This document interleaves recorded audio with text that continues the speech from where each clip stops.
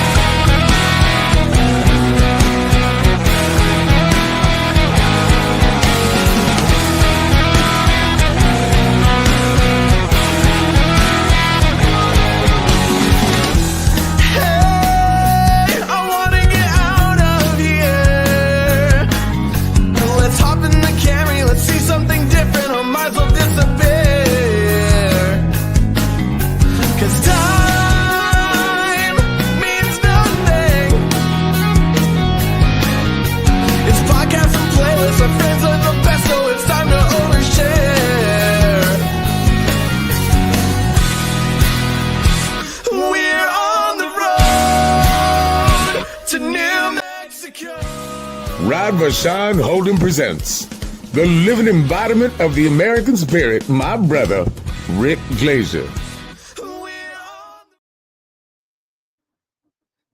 Hey, guys, welcome. Happy Tuesday.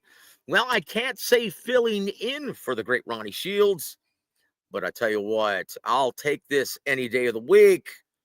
The incomparable, real Rick Glaser. Woo! Rick, how you doing tonight, my friend? Not bad. Thanks for having me. And I wouldn't call myself a Ronnie Shields replacement, but I'll do the best I can. I tell you what, and our heart and our prayers go out to my brother, Coach Ronnie Shields. He had a little accident, and he's nursing a hairline fracture in his left elbow. But just like the badass that he is, the living legend Ronnie Shields, he is there doing mitt work with David Morrell, and he's moving forward with the big fight coming up this Saturday night. And Rick, we're going to get your final predictions on all the fight action, including my final prediction is that when Ronnie goes to the bank, he'll have to use his right arm to deposit the money instead of his left. And there it is. I tell you what. I tell you what, love it. And couldn't happen to a better guy. I tell you what, I love and Rick, you know this as well as I, competitors like Benavidez, competitors like Morrell, even their trainers, Jose Sr., Coach Ronnie Shields, everyone involved, they live for these big fight challenges. And to all of the fans who insist that these guys duck the best available opposition, can you put an end to that for once and for all, my friend? Well, certain fighters do duck, but these are not. These two guys are not ducking anybody. They don't duck anybody. They want all the smoke, and that's the way it is. But that's these two particular fighters. Now, other fighters like Tank Davis, he ducks the smoke. Something brutal, So I don't have to tell you that. I'm not. Listen, Canelo's in a different situation altogether. He's earned the right to do what he wants to do on his farewell tour. Is probably going to be his last 3 or 4 fights and be done with it. And he's going to choose who he wants to fight. He's earned that over all these years. He fought everybody when he was supposed to, and now it's his time to, basically to a certain extent, rest on his laurels. I wouldn't call Terrence Crawford resting on your laurels, but in his mind, he's taking the less of the two poisons, which is Benavidez or Crawford, because that's the only way he can make big money is fight one of those guys. So in his mind, he's taking the calculated gamble that he can beat Crawford and that Benavidez maybe he does beat Benavidez, but he feels it's a much tougher fight, and it may be. Because if Crawford's going to win, it's not going to be a great fight. It's going to be one of those nip and tuck fights where he slips around him, hits him with 2 shots, moves around again, and then gets next to him. And, it's going to be more tactical and more thinking than if Benavidez was to fight Canelo. That's why I look at it. Well, I tell you what, we want to thank you, Rick. And once again, we appreciate your expertise, my friend. Even when you come to the show with your little Rascals hat on, I love it. God bless you, my friend. And I tell you what, It's time for everyone's favorite Kenyan accent.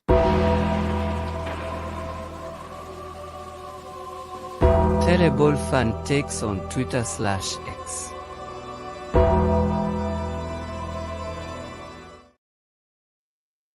All right, Rick, let me know when you can see this. This is a terrible fan take, care of the Boxing Voice. They let one of their fans call in. We got to hear what you have to say about this. Here we go, Rick. So I think it's a tricky fight. I got Canelo beating David. I want Canelo to fight David. Hopefully Turkey can make it happen, but I see it the same way. Make it worth my while. Pay me the right amount of money because David brings nothing to me. He was a two-time champion who lost the belt both times on his own admission for being a fat-ass cokehead. Like, how are you fat and doing coke? Like, that shit makes no sense. And now you trying to unify for interim titles. You're not on the same fucking level. Like Two-Tone said, you said his arch nemesis is David Morrell. His arch nemesis is a guy with 11 fights. Get the fuck out of here. They're on the same level. David's nowhere near on Canelo's fucking level. He could never fucking beat. But his best fight was Spence. That was his arch nemesis. Madronov, he should have walked through Madronov, but he didn't. Morrell, David, same level. Guy with 11 fights. Get the fuck out of here. Like, the David fight is not a hard fight for Canelo. I don't think that's enough. I've had about enough of that. That's just terrible. Rick, your thoughts on that absolutely dreadful fan take, brother? Where do you even start with that? Well, if I had 2 bullets, I'd use them both on that guy. First of all, now look, this main event this Saturday night, very misleading, because as Morrell is 11-0 with 9 knockouts, most people don't realize that he had almost 600 amateur fights. What does that actually mean as a pro, Big Rick? It's like having 25 fights as a pro, so 25 and 11 is 36 fights. Yep, that's it. Guys, he is every bit deserving of this opportunity. And honestly, I can't think of a better matchup outside of Beterbiev and Bivol in the 175-pound weight division. Rick, let's just get down to it because we only have you for about 30 minutes. Who wins this fight and why? I think Benavidez wins because the other guy's been getting guys out of there too quickly because he's been fighting a lot of stiffs. And he hasn't been up with that top competition. And I think in the later rounds he's going to fade. And I don't think he's going to be able to take the Benavidez pressure and the power punching and stuff. But I think Benavidez walks him down and eventually stops him in, 8-9 rounds, I would think. Well, I tell you what, that's why they fight the fights. We'll just have to wait and see. And now let's go to the second part of that absolutely terrible fan take. That yokel insists that Crawford should have walked through a guy, once again, with a deep amateur pedigree like Israel Madrimov, a very tricky style. And he says that Crawford is nowhere near the level of Canelo Alvarez. Your thoughts, my friend? I'm favoring Crawford to beat Canelo Alvarez. So that's all you need to know.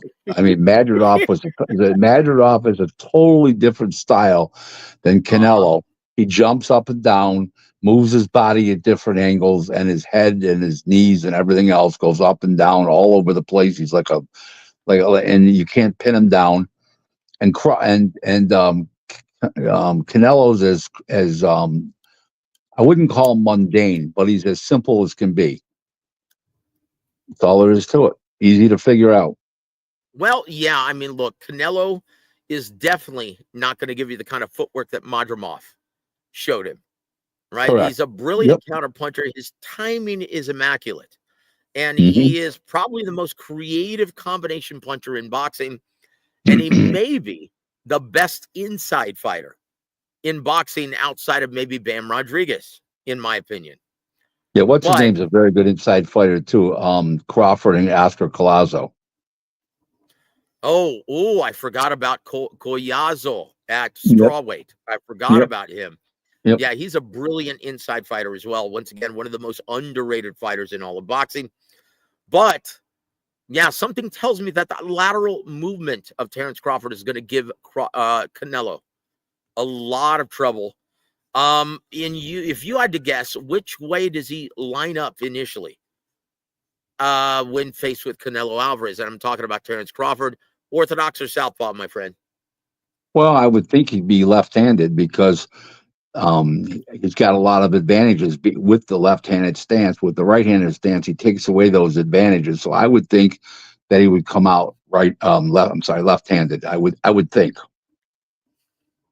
Yep, and there you go. There you go. I tell you what, we're going to talk to our dear friends in the chat before we move forward. My brother G Funky Boxing. Guys, if you haven't already, go, if you're in the Northern California area, go to Rancho Cordova, California, to Mr. Tequila, G Funky Boxing, and Lena Promotions. They're going to be staging a fight party there. Guys, go say hi to my brother G Funky. He's going to have a lot of festivities, ring card girls there, as well as the future stars of Sacktown, the capital city, Sacramento, California. Guys, go say hi to G Funky this Saturday night if you're not going to be in Vegas to take in the show live. And Rick Porco, welcome to the show, sir. Rich Porco, he says, yes, that is an awful take. Yeah, that was terrible. SSP Diving, my brother, and he says, what's up, Joseph, Rick, and the chat. Thank you for supporting Rick on this day. Also, Eric Gomez. And yes, it's Big Rick time. I love it. And he also says, Godspeed, Ronnie. Yes, sir. Yes, sir. I tell you what, we love Ronnie on this show. Go ahead, sir. Joe, just to interrupt you for a moment, you know what bothers me about that fan there is that somebody actually Fight Hype. Was it Fight Hype? Who was that? The Boxing Voice. The Boxing Voice, yeah, Ness. I can't believe he would give that guy that kind of airtime to talk that bullshit, and people had to listen to that crap. Yeah, it's ear spank now, isn't it, brother? I'll tell you what, we're going to give you something that isn't ear spank. Maybe, just maybe, it's time for Rick Glaser's Twitter watch. Bang! Oh, I tell you what, guys, this is a great one. This was on January 27th, guys, at 5:43 p.m. And you said this, Rick. Breaking news. Early this morning, Sad Sack Sal, Mr. Boxing Guru, was picked up by ICE and immediately deported back to Mexico. Sad Sack was in the U.S. illegally, living in Pomona, and reputedly has 5 DWI convictions in California. He's presently staying at the Hong Kong Hotel in Tijuana. President Donald Trump's illegal alien operation is definitely working with this 400-pound capture. Ouch. We'll keep this story updated as more information is obtained. Rick, this is not just you poking fun. This is legit, isn't it? Well, he says he was born in L.A. now, and that my information is wrong. But he's calling people from Tijuana begging for money, saying he got deported. So if he's lying or something, I don't know. But it doesn't matter. He should. If he's not deported, he should be. Yeah. I love it. I love it. I tell you what, guys, we'll keep you updated as this story continues. This is not a racist statement. This guy's been harassing my wife and I with defamatory statements and photoshopping photos of my wife and myself. And for you go for the last 3 years, you go on Twitter and you see it, and it's ridiculous. I'm wore out from this guy, and this guy needs to be stopped. Seriously. Yeah. This clown had the nerve to actually try and ridicule me for predominantly working at the club level. And I'm like, dude, what level are you at? Well, first of all, this guy actually thinks he's somebody. Forget about club level. I call it grassroots. And if boxing is like politics. If there's no grassroots, there's no boxing. If there's no grassroots in politics, there's no politics.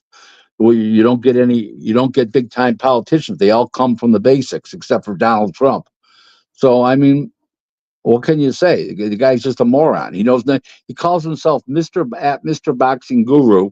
He knows about as much about boxing as my niece does. It's terrible. Well, look, he ridicules me for actually working with fighters and promoters at the club level. And look, I do work with. I've been working with Team Morrell for the past 2 months. right? I offer, So once again, I offer my condolences. so let me ask you this then. Where does he work? Yeah, last time I heard he was picked up at the Fat Burger. That's where he works, right? Yeah, he works at Fat Burger, and he sells. He makes he bootlegs these T-shirts and hats with fighters' names on them and likenesses, and he doesn't pay the fighters. So that tells you all you need to know. Oh, Chingao. I tell you what. Hold on. Alberto, welcome to the show, sir, and thank you for supporting Rick on this day. He says Rick's intel always checks out. Sad Sack Sal is deported as far as I'm concerned. Yes, sir. Yes, sir. Here, let's go to our next Rick Glaser Twitter watch, and this was on January 21st, all the way back. And you said this: Keith Thurman fighting March 12th in Australia. That's only news on a very slow day.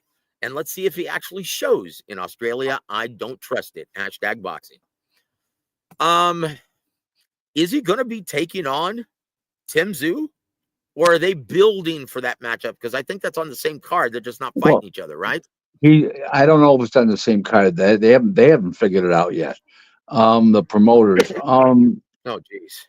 What I think that they're building it up because they figure if Brock Jarvis beats Keith Thurman, that creates a big fight with Tszyu, and if Thurman wins, that creates a big fight with Tszyu. But I mean, the guy's fought, what, since 1991, since 2019, one time in 6 years. Hasn't fought in 3 years. Beat Mario Barros, and then hadn't fought in 3 years since he lost to Pacquiao.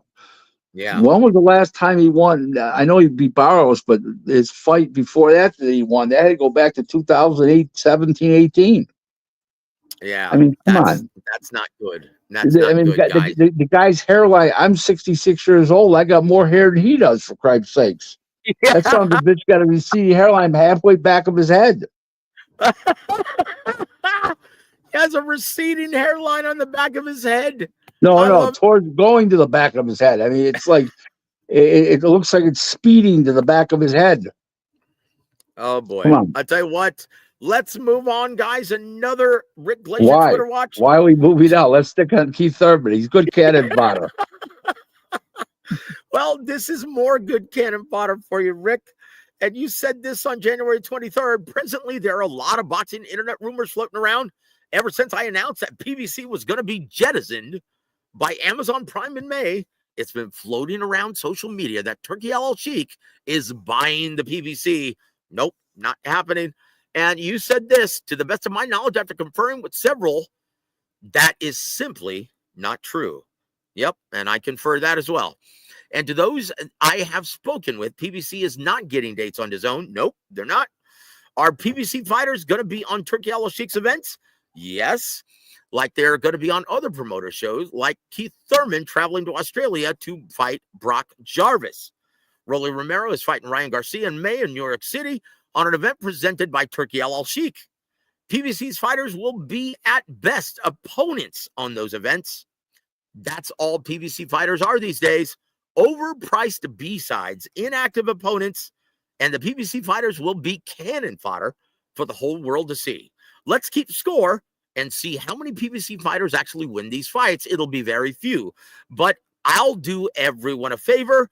I'll keep score for you, and please leave a comment letting us know how many rounds you think Rolly Romero goes with Ryan Garcia. Enjoy your Thursday. Look, Rick, in my opinion, I think Ryan and Oscar are very fortunate that Pitbull Cruz turned down this assignment because that was a much more dangerous outing than there wasn't anything. There's nothing dangerous about that fight. That's like, I mean, the height difference, the reach difference, the speed difference. He would have just, remember, Pitbull could make 35.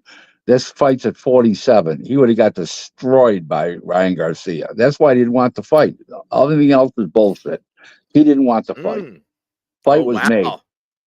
Well, I tell you what, JD Spades, welcome to the show, sir. We love you on the show. Thank you for supporting Big Rick on this night. And he says, Rolly goes 8 rounds. I don't even know 8 if he rounds? makes it out. I don't even know if he makes it out the 4th. Rick, what say you? No. 3, 2, 1, 2, maybe 3 rounds. Quick. Because that guy goes quick. Different league. Different league. He gets demolished and never sees that left hook coming. Rolly's what I call a glorified club fighter. You know what, brother? That's exactly what he is. Once again, Rick, and I hate to say this because I really like Rolly. He's a good kid. Now, he plays the buffoon in public, but he's a good, respectful kid in real life. So you're telling me he's not really a buffoon. He's got the world fooled. He's got the world fooled, right? He does. He has got the world fooled, but that doesn't mean that he can't fight. He just can't fight, Rick. Tell me I'm wrong when I say that. Gonna get destroyed. He's gonna get destroyed, guys. This is a stroke of genius by Oscar De La Hoya and Ryan Garcia after a year-long suspension. Yep. And Charles, welcome to the show, sir. Thank you for supporting Rick. And he says, good evening, gentlemen. Will Morrell shock the world in the eyes of many casuals? If he goes the distance, he'll shock me. Holy shnikes. I'll tell you what, guys, any bets? No, I'm kidding. We don't bet illegally, guys. And speaking of which, look, I hated to take it. And this is the only thing I'll mention about this, Rick. Several friends of mine were insisting that, look, this is the Bills' year. This is the Buffalo Bills' year. And I said, look, I thought it would have been until Marv Levy at age 99 came out and said, I can't believe we're going to win the Super Bowl this year in my lifetime. And he just jinxed your Buffalo Bills. Well, what do you think about the Marv Levy jinx, sir? Well, I don't think it had anything to do with it. What I really believe is you're not playing the Kansas City Chiefs. You're fighting the referees. You can't fight them either. It was bad. I mean, he got a first down. They don't count it. The ball hits the ground. They call it a catch per word. I mean, every call. You realize that there was 7 questionable calls in the Texan game with Kansas City. Kansas City got all 7 calls. This week, there was 10 questionable things that happened. All of them went in Kansas City's favor. 17 calls in a row in 2 weeks? Come on. So How about the play? How about the last time the Bills had the ball when Kincaid dropped the ball? They already threw a flag on the field. We're going to call a penalty, but they didn't have to. And then they pick up the penalty. And even the announcers called, look at the flag. There's a flag. Then they just quietly picked up the flag, the refs. Wow. Come on now. It's so phony. Seriously. Yeah, Jump Tube, we want to welcome you to the show, and thank you for supporting Big Rick. He says, yeah, that catch call was absolutely ridiculous, Rick. Yeah. Well, so, look, are you saying that Harvey Dock is now officiating in the NFL? Is that what you're saying? No, I'm saying that the NFL makes boxing look like a straight sport. Oh, my word. Wow. So you think the NFL have turned into Swifties? No, I'm not blaming it on her because when New England was around with Tom Brady, when they were winning, they were getting all the calls. Same thing. Well, I tell you what, I wish they would send it Jerry Jones' way. That's all I can say. That ain't happening. Oh, my word. And what do you think about Schottenheimer becoming the head coach of the Cowboys? Say it ain't so, Rick. Well, if somebody had to get abused next by Jerry Jones, it might as well be him. Touche. In the immortal words of Al Bundy, guys. Touche. Hold on. There's some great comments up here. Hold on. Here it is. Brother Alberto always brings this up. We love you for it. My brother in Christ, he says, can you ask Rick if there's an update on the lawsuit with Keith, Dildo with Ears, IDEC? Keith is still popping off his mouth on Twitter. It's deplorable. Yeah, even today, even though he did today. So the latest is we attempted to work something out. He refused my lawyer and I stipulations. So we're processing the lawsuit right now. My attorney started to drop the papers today. By next week, he'll be served. Oh boy. Oh boy. Oh, my word. I tell you what, Rick, this is bad. This is bad. And look, I had to say something today. Now, this is what Keith Heidick said on Twitter. He said, the legal letter Rick Glaser's attorney sent me, littered with errors and lack of libel law interpretation, threatened to sue me for $1 million in damages for a low-level booking First agent of all, who spent... that's incorrect. It Yep. says the letter said no less than 1 million, by the way. So he's Okay. the figure was, of course, incorrect. Maybe Keith can't read, or he can't comprehend what he's reading if he can read. Well, look, that's par for the course for his quasi-journalism. And I That's had right. to respond with this. I said, you know what? Just post your public apology and move on. Rick Glaser is responsible for getting much-needed opportunities to dozens of young fighters each year. What do you do for young fighters? Nothing. You're a critic. So post your apology and be done with it already. That's what I stated publicly on Twitter. Thank you. Because I've had enough. I've had enough, Rick. Who does this guy think he is? He is just as bad as Sad Sack Sal. What does he actually do nowadays? He writes for Ring Magazine. Well, not for long. From what I've been told, yeah, Turkey Al-Sheikh is cleaning house. So I don't anticipate him having a job with Turkey Al-Sheikh very much longer. Once again, you mess with the bull, you get the horns, and every villain gets his comeuppance. Yes, I said it. I said it. Oh, here Alberto says this. Rick is Jewish. You know his attorneys are the best of the best. You know what? I can't think of one bad Jewish attorney. Yeah, there it is. There it is. And oh boy. Yeah, here it is, guys. One more. We've got time for one more, I think. With Rick Glaser's Twitter watch. Here we go. This is a good one. Let me pull this up. And here we go. Oh, let me just post this. This is nice, Rick. I'm gonna post this, right? And please describe this picture, okay? Here we go, my friend. This is you and your lovely wife, Sonia. Please tell us where this is. It's at a restaurant called Cafe Aroma, right in the village where we live. It's in Williamsville, New York. And it's right on Main Street. And they serve unbelievable Italian food. They're open up 7 days a week for dinner. They're open up on Friday, Saturday, and Sunday for lunch and brunch, and then dinner. And Monday through Thursday, just dinner. And the food is absolutely 5-star. The brunch was sensational. And its place is great. It's always busy. It's got a great vibe to it. It's real cute. It's like Tuscany inside, and the owners are real nice. They're right from Sicily, and food is absolutely fantastic. And we enjoy it every time we go there. We actually went there New Year's Eve, and then we went back. Past Sunday was the first time we were ever there for brunch. But it's a great restaurant, and my wife loves it and stuff. I'm a very lucky guy, you know. I'm very lucky because my wife's happily married. Yes, happy wife, happy life, my friend. Happy wife, happy life. Indeed, Mm-hmm. You're a very lucky man, brother.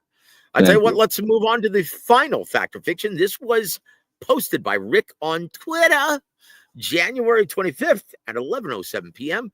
You said this after the fight on Saturday. You said this. Steven Nelson gave it all he had, and that's all he had. As he showed well with Terrence Crawford right there cheering him on. I had Diego Pacheco winning 115, 113, 2 rounds closer than the 3 judges had it. 23-year-old Pacheco is very solid, a work in progress, though. What work do you think he needs to improve upon, Rick? I don't know if he can get any better than he is. I think he's a good, solid fighter, but he's got to go to that next level and have a gear change. And I don't know if he's capable of doing that. So I really don't know. In other words, what does he need to work on? Putting his punches together better. I don't think he's as good a puncher as he's shown in the past. Yep. I think that he's a good puncher, but I don't think he's scaring the big boys with those punches. He's not scaring the Canelos, Benavidez. He's not scaring those kind of guys.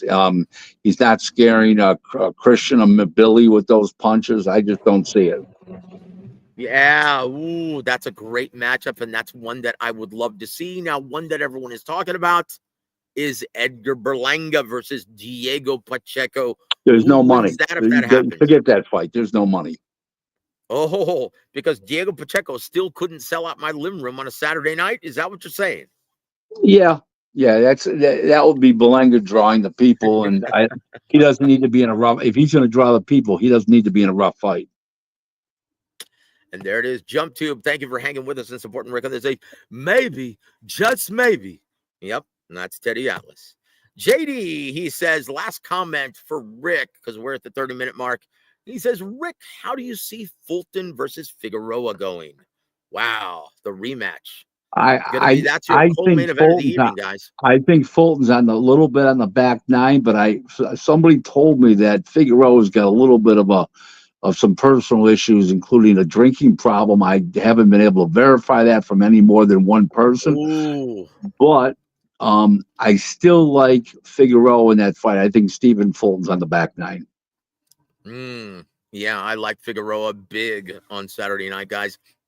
Last but not least, I have to ask you, what are your thoughts on the highly touted 2-0 prospect?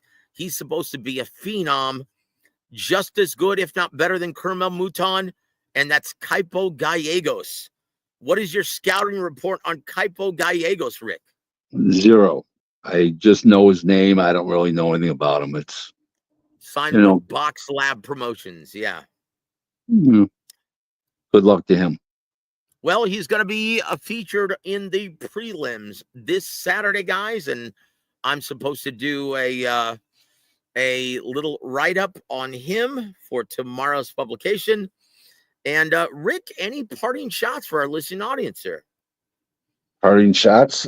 Well, a couple people lucky I don't have a gun with 6 bullets in it. So,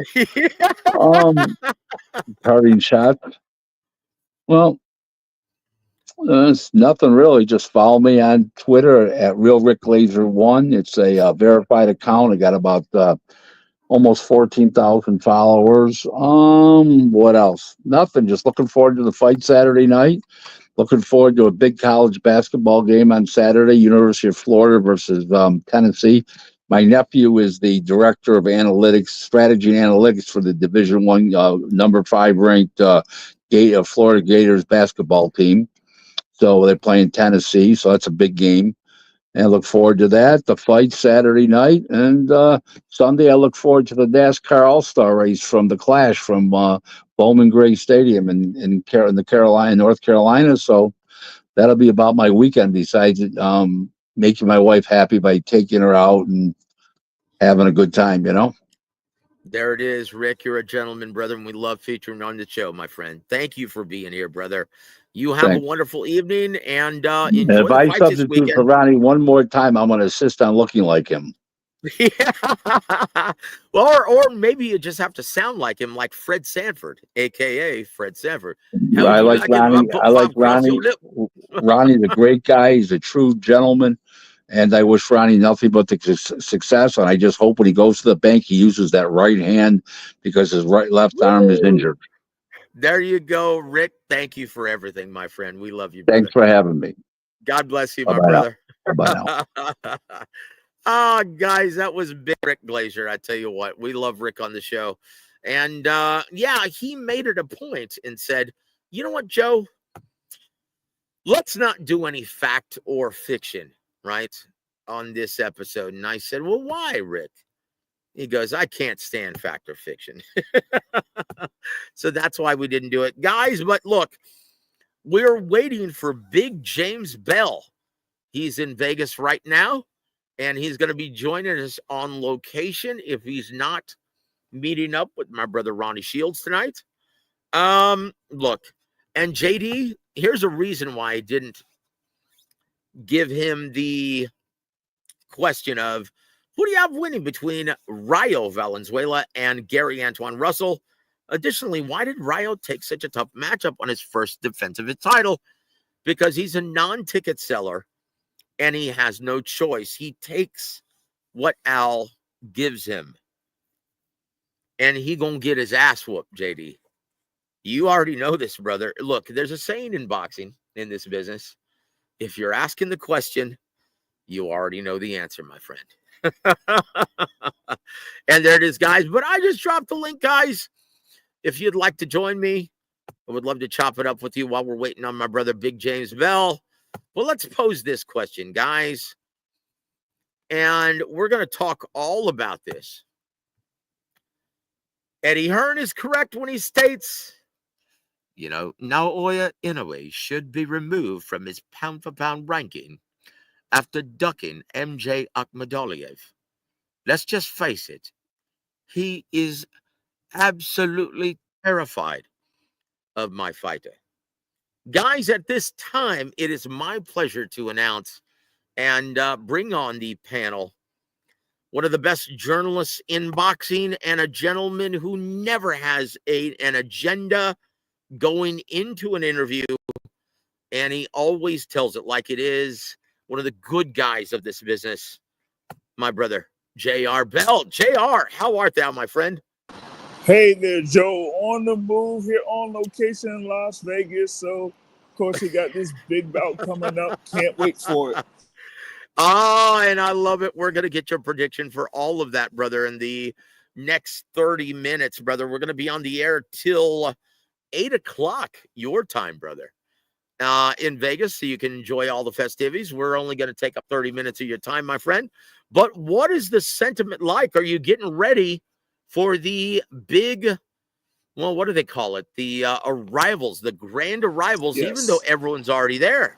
Yeah, grand rivals, even though everyone's already there. They've been there for, a good minute. So I don't know how they're going to, work this thing out, but I guess they're, trying to build it up. So we'll see come tomorrow how that's going to work out. Well, I tell you what, let's get your on location, your expertise. You touched base with Coach Ronnie already.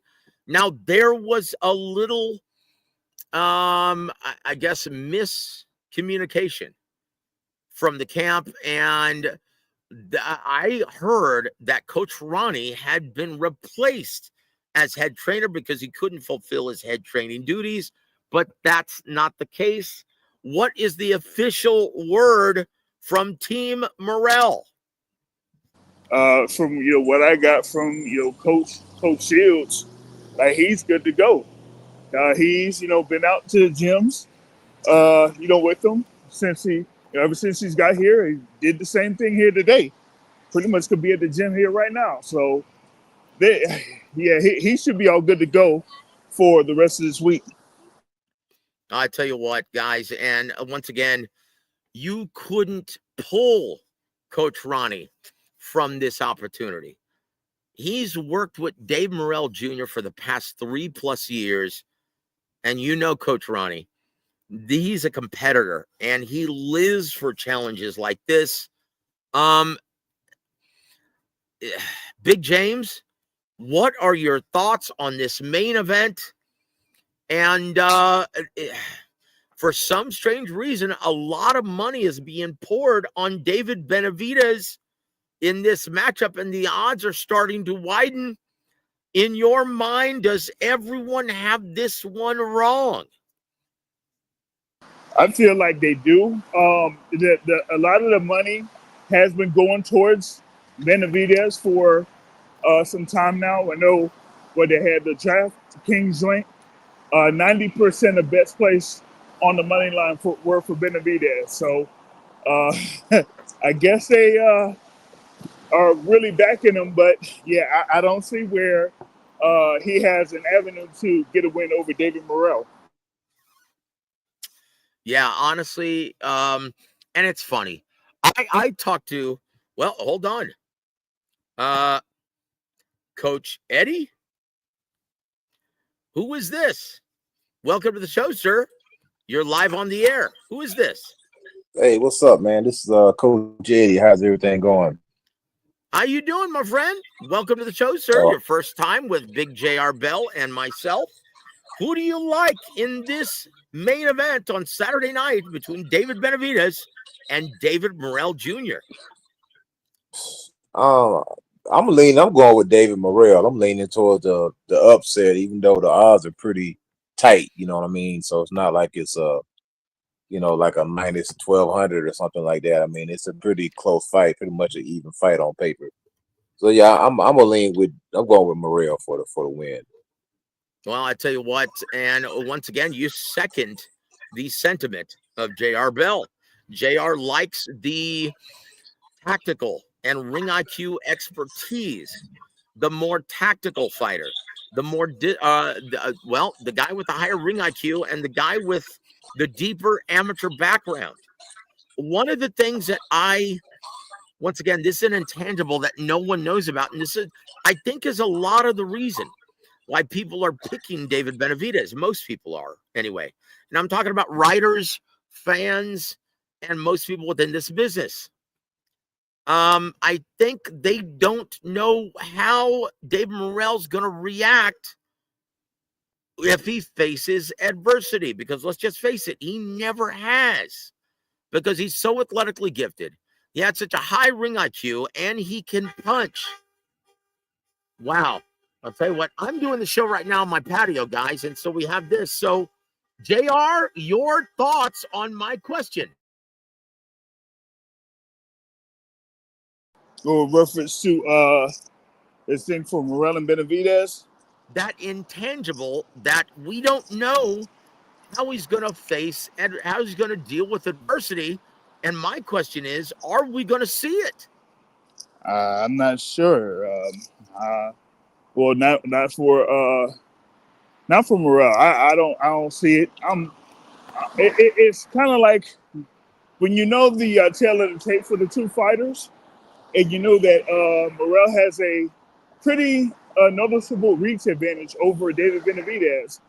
I'm going to see like what happens in the first two rounds if Benavidez can't land that jab that he usually starts his offense with, but Morrell is able to.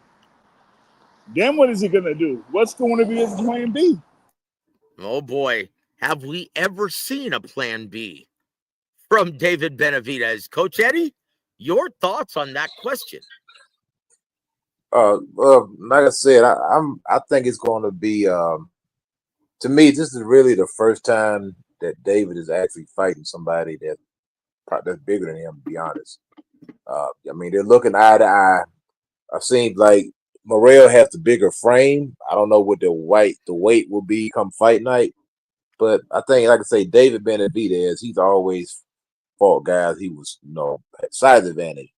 He's bringing guys up from different weight classes, smaller guys, and he just simply overwhelms them. If you go back and watch the Ronald Ellis fight, Ronald Ellis was giving David a pretty good scrap until he just basically got overwhelmed.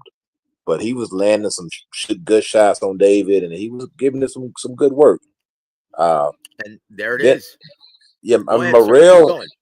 Yeah, Morrell has the ability, in my opinion, to cut David's punch output down. I think that's one of his strong suits, is that he runs numbers on you. He's able to get that punch output up, and that's how he wins fight. But if he can control the distance, that's going to be the key to this fight, is Morrell controlling the distance. Because David Benavidez isn't really fast until he gets close to you, or he puts you on the ropes. That's when he runs his hands on you, beats you up against the ropes. Well, look, So, I had a conversation with Coach Ronnie. Okay, and JD, let's answer your question first, okay? And El Pinche, welcome to the show, sir. Good to see you, my friend. And we're gonna answer your questions as well, my friend.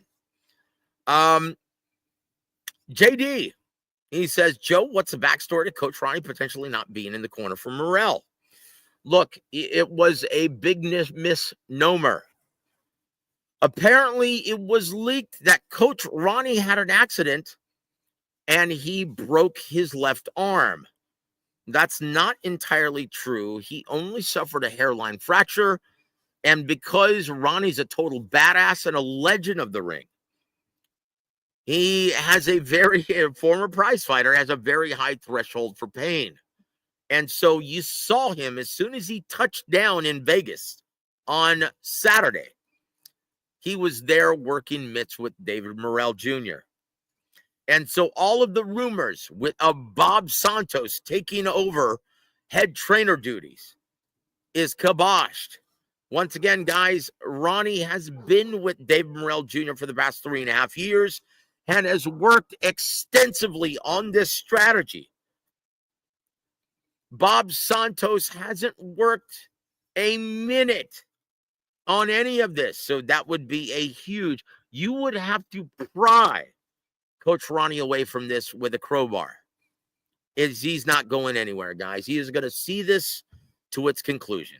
Guys, it's my pleasure to bring on the show at this time my nephew, Tony Manzano. Tony, how art thou, my friend? Are you looking forward to this big fight on Saturday? Yes.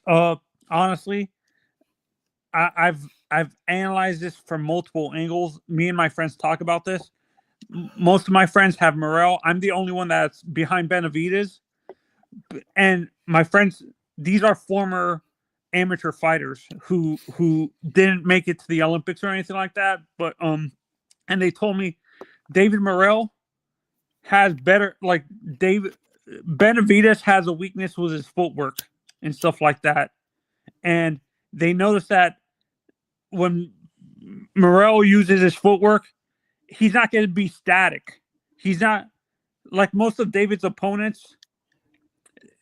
Those guys were like come forward, or they were okay boxers, but they didn't have good or great footwork and stuff like that. So Morrell has way better footwork than that. And I think Morrell's going to force him to move around instead of being static. And that's not a good thing for Benavidez. Do you guys agree? Well, look, I will. And once again, I had a long chat with Coach Ronnie before he left for Vegas. And we talked about, and he told me the strategy for Dave Morrell Jr. I said, look, I know you don't want me to reveal this, but I said, even if we reveal your strategy at this time, is there anything that, if you guys execute it properly, is there anything that David Benavidez can do to offset it? And he said, no, actually, no. So you can go ahead and tell everybody. So I'm going to tell you exactly what's going to happen, guys. So here it is. Coach Ronnie and Dave Morrell Jr., they're planning on keeping all of the action in the center of the ring, consistently turning, conforming to the ideology of the great Eddie Futch, stating that a bull can't fight in circles. They're going to be consistently turning David Benavidez, forcing him to reset. And when he resets, they're going to hit him with something that he's not going to like. Now, keep in mind, guys, how do you keep a bully from taking your lunch money? You punch him in the face. That's it. David Benavidez isn't going to like it. They're going to force him into making mistakes and having him let his hands go a lot sooner than he wants to be. Now, keep in mind, other than the Gvozdyk fight, because he was clearly questioning his conditioning, he's usually a slow starter. But that's a very dubious strategy against a guy like Dave Morrell Jr. In my opinion, when Coach Ronnie's strategy, they start to implement this, they're going to turn David Benavidez into an uncharacteristically tentative version of himself when he's, thinks twice about letting his hands go. Because Big JR, what happens when a guy like David Benavidez lets his hands go against a sharpshooting counterpuncher like David Morrell Jr.? He's going to open himself up to throwing 2 and 3 punch counter combinations. That's what's going to end up happening. There it is. He goes backstage. Oh, guys, thank you. Thank you, Tony. I appreciate it, my friend. Guys, it's a pleasure. And it's been a minute. I want to welcome my brother, Ugo. to the stage. Ugo, how you doing, my friend? Hey, what's up, man? What's up to the panel? Yeah, it's been a long time, man. I thought your channel. Actually, I got unsubscribed for some reason. I thought you were inactive this whole time, and I figured, like, hey, what happened to this guy? And I want to go, at the right time, covering a good fight. Great breakdown also about Morrell. Thank you, brother. I tell you what, that's straight from Coach Ronnie. Oh, And excellent. yeah. So once again, Ronnie's my brother, man, and I'm gonna be flying out to Vegas, I guess Friday morning via Spirit Airlines. Yeah, that's the most inexpensive, and I'll take it as long as I can spend my money in Vegas. Yeah, there you go. And Joe, but I'm gonna use a counter to what they said. Bring it, brother. Don't sing it. Bring it. Come on now.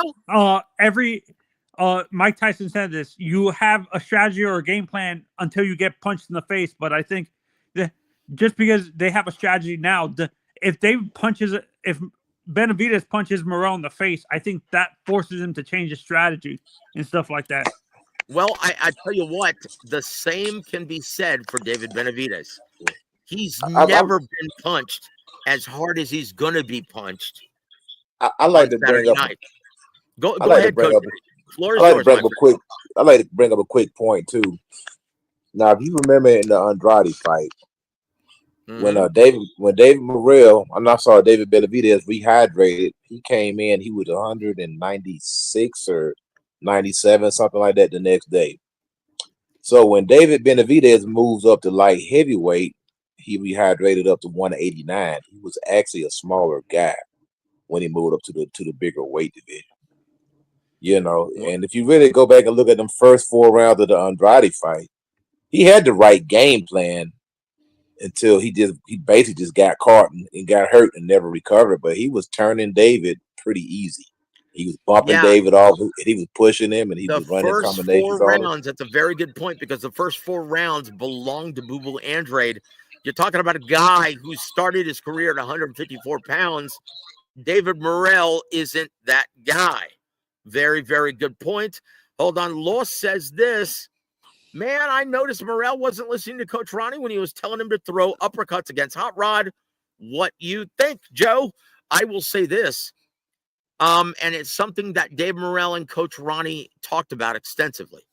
And I can tell you this firsthand. And James, I'd like you to chime on this. James, how difficult is it to score anything effectively against a fighter at the world-class stage who isn't interested in winning, merely surviving? That's really difficult. It's really difficult. So but hold on. Hello? Can you hear me, sir? Hello? Hold on. Uh-oh. I'll tell you what, it looks like Big James is getting those calls. Let's go to, guys, let's start this. Can we start this? Hey, we ain't ducking and dodging nobody. It's time for Fact or Fiction. Hold on. I got El Peach. He says this. Cap, David was downloading information. Which David are you referring to? Was this comment directed towards Boo Andrade? Yeah, it's easy to download information when you're fighting a guy who started his career at super welterweight who can't hurt you. That's not going to be the case against Morrell. That's our point, my friend. That's our point. I tell you what. Okay, very good. And so we're going to go to Fact or Fiction, guys. Hold on.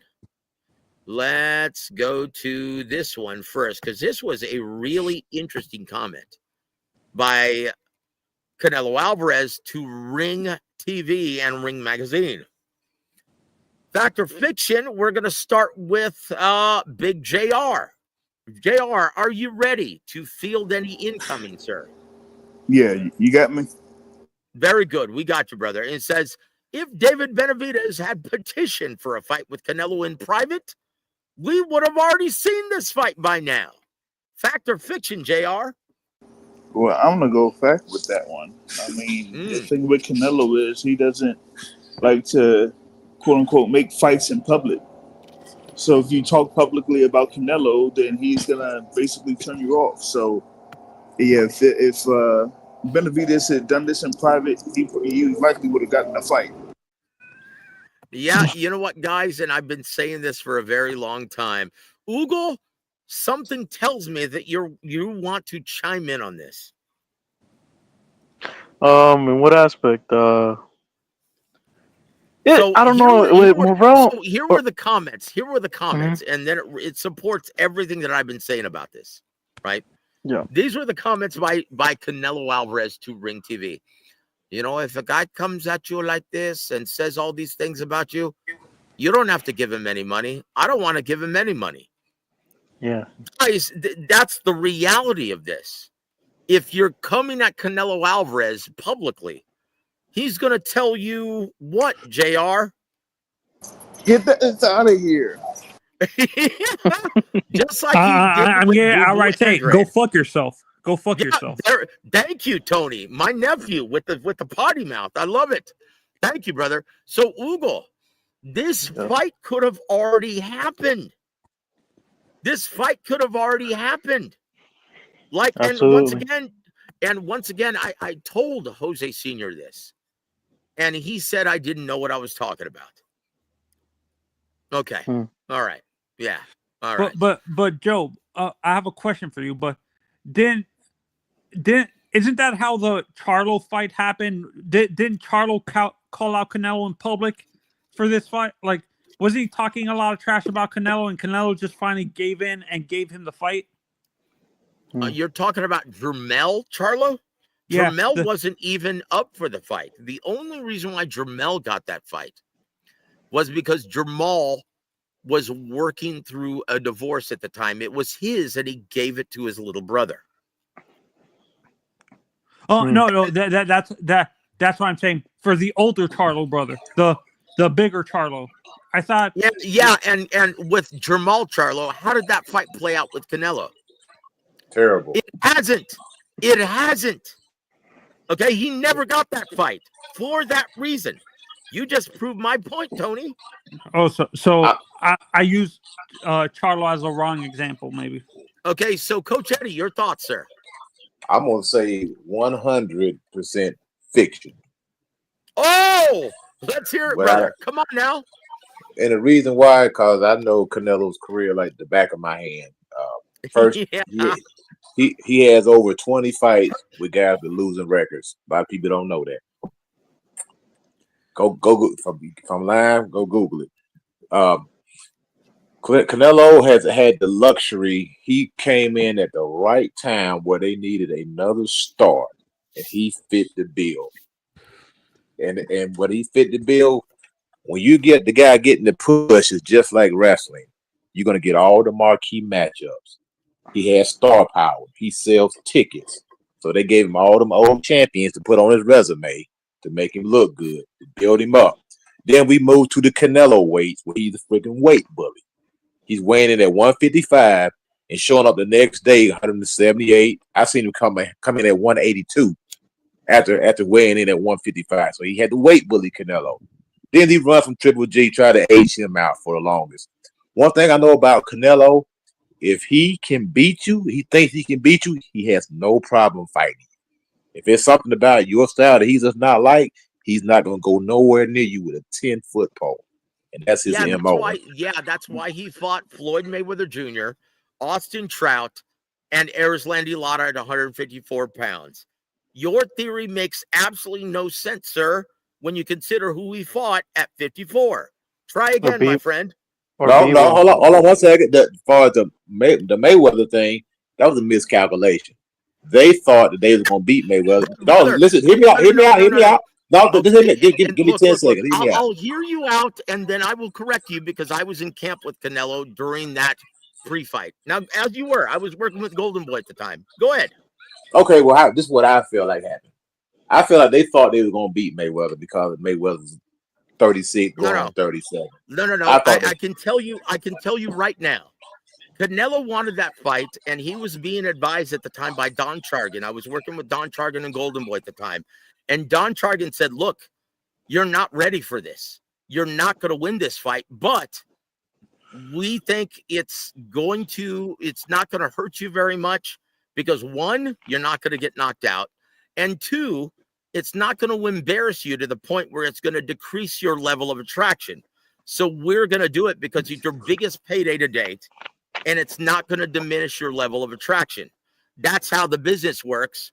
And that's why they took this fight, because they said, look, at the very least, we'll be able to identify what you need to work on.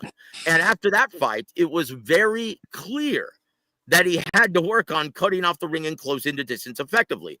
And that's what he did. That's why they put him in the ring immediately after that with Erislandy Lara, so he could work on cutting off the ring and closing the distance.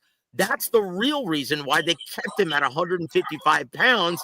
They said, look, you're going to have to add that new wrinkle before we put you into the land of giants at 60 and 68. In my opinion, it was the best job of cultivating and nurturing a superstar that Golden Boy did, and they don't get any credit for it. They did Because a Canelo brilliant got job of I'm sorry, go ahead, Tony.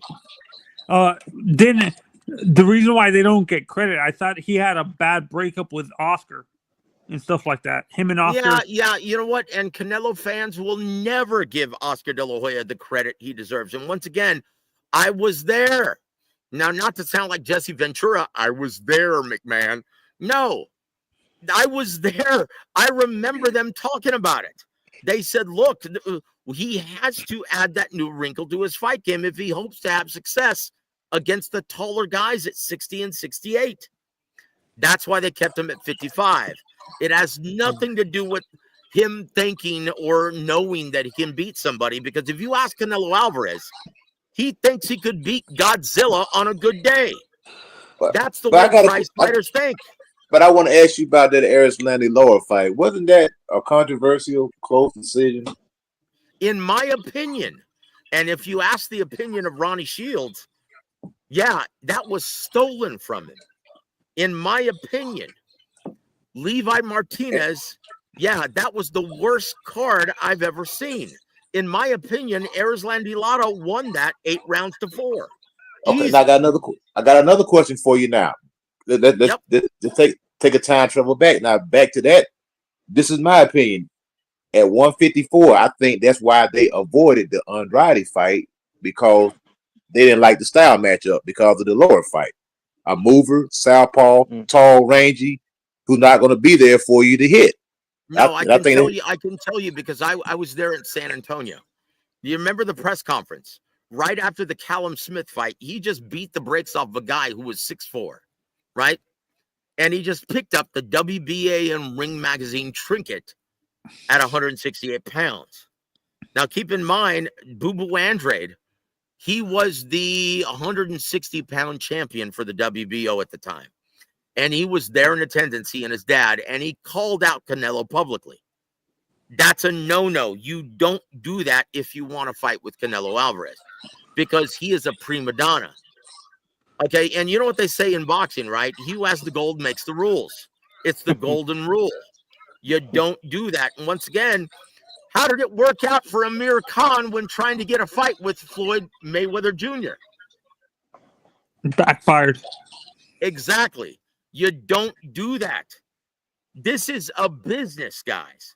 Now, JR, if you're doing business, say you have the opportunity to do a job with Michael Montero or Keith Idec. If you had your druthers, would you actually give them a career high payday and do business with them if you didn't have to? Nah, I would choose not to. Not to do business with them. There it is. Guys, it's the same thing in boxing. For all intents and purposes, you guys are business partners. Now, the bad blood, all of that shit, that's for the sake of the fans and the media. But James, does it genuinely exist in the back, behind the curtain? Does it genuinely exist behind the curtain, JR? Nah, not really. No, because we all know each other. We all know each other. We've all sparred each other in the amateurs. That's the way these fighters think. They know each other. They're all friends, guys. So all of this bullshit, if you have this false bravado in front of the media to a guy like Canelo Alvarez, he's going to tell you what again, Tony? Go fuck yourself. There it is. There it is, guys. And if you How about believe anything else, explain ahead, the sir. Morrell thing, though. I have a question. Was Morrell not ready? That's why Canelo didn't give him the shot at 164, 168? That's hilarious. No, Morrell, he was a champion, though. hitman for the WBA, for Gilberto Mendoza. He was taking care of Canelo's light work, and he was taking care of all of his mandatory challengers. That's the reality. So he was basically almost a scapegoat for Canelo, basically? Or? That's it. That's it. He was taking care of all of Canelo's mandatory challengers, Aidos Yerbasanala, plus two other guys that I don't even remember. And he knocked their asses out and basically was Canelo's hitman. And guess what? For this fight, correct me if I'm wrong, Ugo, but Dave Morrell Jr. is going to be Canelo's hitman for this fight as well against Dave Benavidez on Saturday. Your thoughts?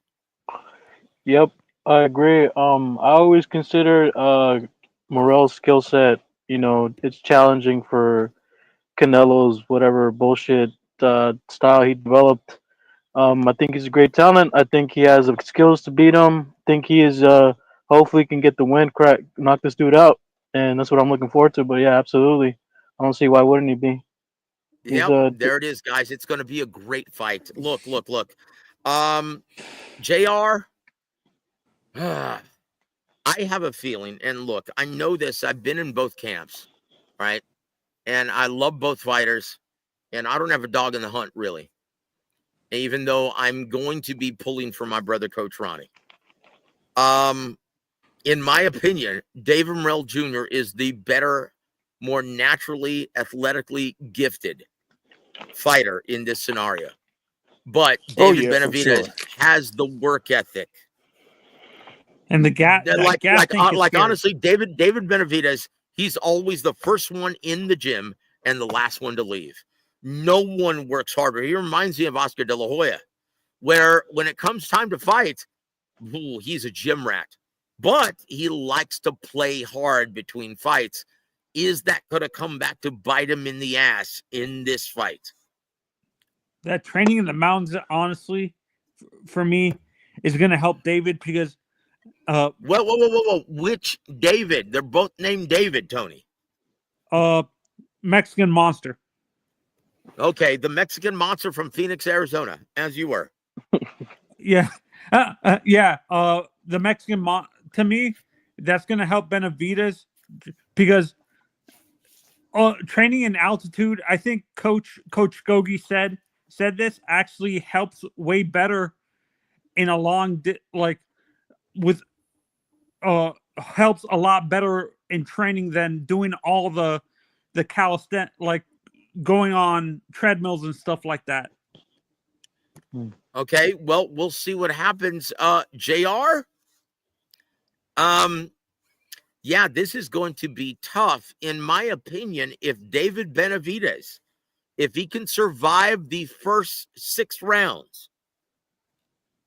And yeah, honestly, I see this being a very difficult fight in the back half. What say you, my friend?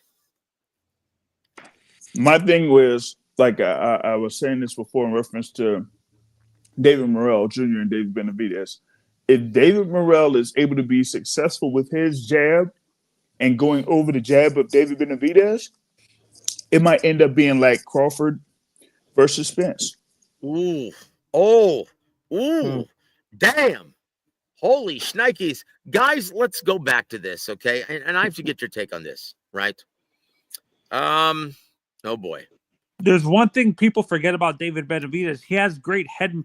Just because his lower half is not good, like in terms of movement, his upper body is great with the movement. Like he does. Well, look, Tony. Before you move forward, That's why they're going to be turning him in the center of the ring, because his feet suck ass. Okay? I can't stress that enough, guys. And that is Coach Ronnie's strategy. And once again, I can safely say this because according to Coach Ronnie, there's not a damn thing he's going to be able to do about it. But guys, let's do it. Go back to this one. Hey, we ain't ducking and dodging nobody. It's time for fact or fiction. Quickly, guys, we're going to go counterclockwise because we're going to go clockwise. I'm sorry, because we're running out of time. J.R. Bell from Las Vegas.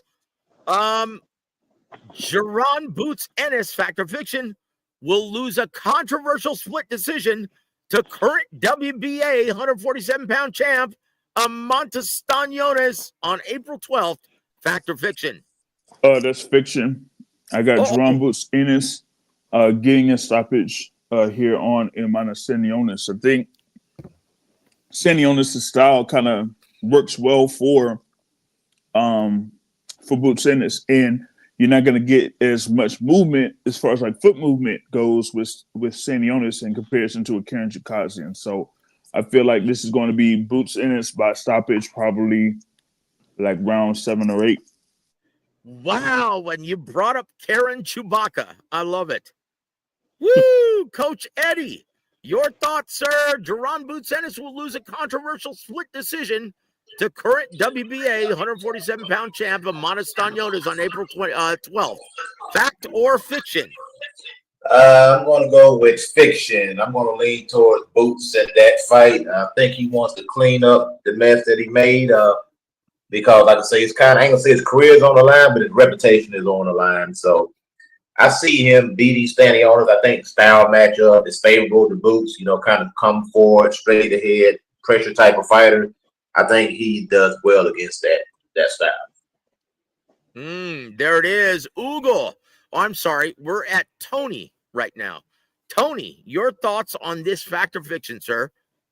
Fiction. I have Stanionis winning straight up. Really? So wow, you think it's not going to be a split decision? You think Stanionis is going to win a clear-cut decision? No, stoppage. Wow, he's going to stop Jaron Boots Ennis. Oh my goodness! Wow! Oh. Wow! And okay. So I understand what you're saying, Tony. Whoa. You saw way too many red flags against his last fight against Karen. Yeah, Karen he was getting Chikazian, hit I saw way too much easily. red flag. Yeah. Oh boy! I'll tell you what. Let's go to the tiebreaker. Oogle, your thoughts, sir? I'm gonna have to say fiction. I think what I predict in this fight, I think we're gonna see another lackluster performance by Boots. There's something going on with like his composure. I don't like what I'm seeing. I think there's too much pressure applied to him. I think he's cracking under the pressure, and I think Stanionis, his offensive strings are too leaky. I think if Jaron knocks him out, it might be TKO. It might drop the guy twice, and that's how I see it. But he's not looking good, man. I like Boots, but I gotta be honest about it. He's just something wrong with him. I just don't see him. He should rise to the occasion. This is a time now where he needs a lot of these guys that are getting these chances. They need to do something. They need to make statements. They need to make it entertaining, and he's just not doing that. So, my opinion. Wow! I tell you what. Speaking of the guy that he turned down the fight with, Virgil Ortiz Jr. JR, did you see Virgil Ortiz Jr. in his latest promo for his fight against Israel Madrimov? No. Dude, he looked like an empanada. He looked like a biscuit shy of 200. He's got a yanta around his waist, dude. What's wrong with Virgil? If he's fighting on the 22nd, he's in trouble. He's got a flat tire around his freaking waist. Are you serious, man? As a crutch, brother. God almighty. Yeah, dude. What's wrong with Virgil with this? He looks as flabby as Sad Sack Sal. God damn. Dude, he looks like he's been visiting Fatburger way too frequently. I thought he lost his last fight, to be honest, if you ask me. Fatburger, Whataburger, Burger King, Wendy's, hamburgers. He's covered all of them. So Joe, I have a question. Why is this? This is a constant thing with Virgil with not either being overweight or underweight? Is it just his body type or something like that, or is he not taking the sport seriously? You know what? Virgil is a workhorse, man. I don't know what the hell's going on, to be honest. But he looks downright flabby. He might And be honestly, drinking beer, bro. A lot of guys like to drink, man. you know what, dude? He may be going to the school of David Benavidez. Work hard in the gym, party hard outside between fights. In my opinion, he looks like the Michelin tire guy at this time. He looks Pillsbury like Doughboy. an empanada. He looks like dog shit. He looks as soft as a marshmallow. And I think he's in serious trouble with only 3 weeks left before this big fight against Israel Madrimov, a guy who stays in the gym. This is bad. This is bad, guys. Once again, go on his Instagram page. Go on his Instagram page and look at his latest promo. It's bad, guys. And I never thought I would say this. But yeah, I think Virgil Ortiz is in serious trouble against Israel Madrimov. Jump ask a question, Joe. Does Virgil go to college? No, he doesn't currently. Okay. No, and with I've been a fan of Virgil since the amateurs. I watched the kid from the amateurs. I've been a loyal fan, and I'm scared for this kid. I'm not sure if it's a lack of, if he's a workhorse. Where is it? Is this just him not? Is this a lack of discipline of a young kid who's in the spotlight and stuff like that, Joe? I don't know. I don't know, brother. Brother, I'm worried he's going to become one of these forgotten fighters. Tell you, but it is quite alarming, guys. If you don't know this, go look at his Instagram page and look at his latest promo. He's got a flat tire around his waist. Hey, Joe. Yes, sir. Gotta take a break here real quick, and then I'll jump back on. All right, Big JR, thank you for joining us, my friend, on location in Vegas. We look forward to speaking to you before the weigh-in, my friend. Thank you, JR. Yep, no problem. God bless you, my friend. I tell you what, that was Big Jack Bell, the boxing source. Coach Eddie, I have a question. How long does it take a fighter, like during training and stuff, like for this fight against Madrimov? If Virgil has gained all this weight, can he lose it right through?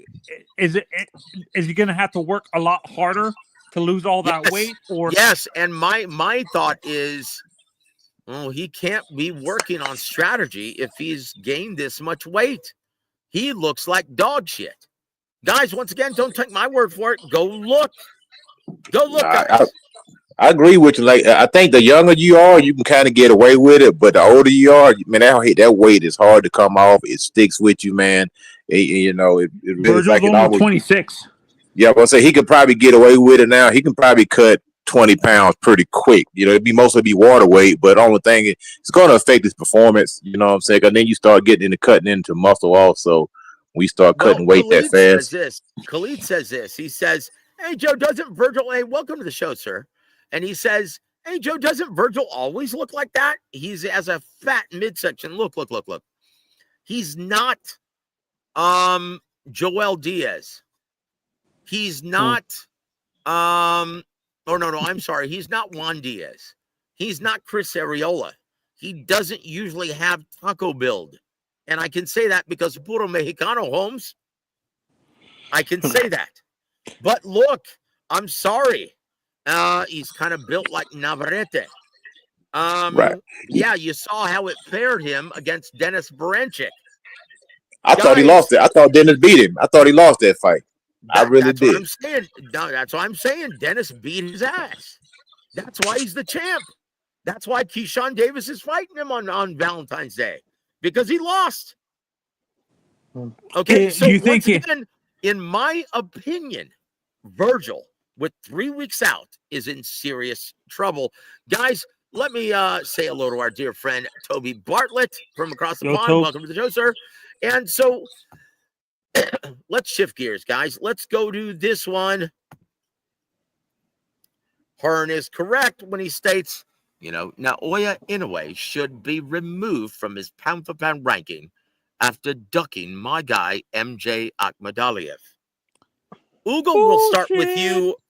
Yeah, Ugo will start with you, even though Naoya Inoue beat the shit out of the guy who beat MJ Akhmadaliev, Marlon Tapales from the Philippines. Ugo, the floor is yours, my friend. Yeah, I would say complete bona fide bullshit. Eddie's just trying to fish for the fight. I mean, Inoue is like showing, great talents in the ring. I think he's just trying to get the fight. MJ is irrelevant. At one point in time, he had his chance. He fucked it up himself. Um, and he doesn't get a lot of the blame for at that point in time. He was kind of holding up the division. So I don't think there's an. I mean, I want to see the fight. I want to see Inoue fight everybody. So just for the record, I want to see other fighters, all the fighters in all the divisions fight everybody. I want to see all the matchups all the time. But yeah, it's completely. This is just Eddie beating Eddie. He's being a promoter. Horse So shit. Yep. horse Horse shit. shit, He's being a absolute. promoter. Just like he stated, Coach Eddie. He stated, Terrence Crawford versus Canelo Alvarez is just a freak fight for a lot of money. So what the hell would you call Conor Benn versus Chris Eubank Jr.? Wow. Eddie must be smoking that good hashish right now. Or Yeah. something. One thing. Woo! He trying to get it. He trying to get his fighter. He trying to get his fighter. A fight. That's all it is. Sometimes you're just trying to talk up on something, pretty much. You know what I mean? So That's wait what a it minute. sounds So like to me. which fighter is his? In my opinion, he doesn't have a dog in the hunt. That's why he's shitting all over this event. Because if he had Crawford, he would be singing a different tune. He would be saying this. Well, look, Crawford versus Canelo. Like, you have to say that this is the best fighter of this generation. Whoever wins this, the ring IQ is off the charts. This is an all-time great matchup. That's what he would be saying if he had a dog in the hunt, but neither fighter is with him, so he's going to be shitting all over it, even though he just gave us and announced Conor Benn versus Chris Eubank Jr., a guy who's 47, moving up to fight a super middleweight. Kiss my ass, Eddie. That's all I have to say. Boxing Source, J.R. Bell, what say you, my friend? But no, just getting back here. Had to refocus. So, Well, I tell you what, we'll come back to you then, brother. We'll come back to you. I tell you what, let's shift gears, guys, because this guy's an asshole, right? Look, I will say this though. It was stated by Nick the Wrecking Ball, right? Oh, Jesus. Yeah. Nick the Wrecking Ball, and this is why most fighters are in dire need of public relations help. Guys, you can hire me. I'm always willing to help out.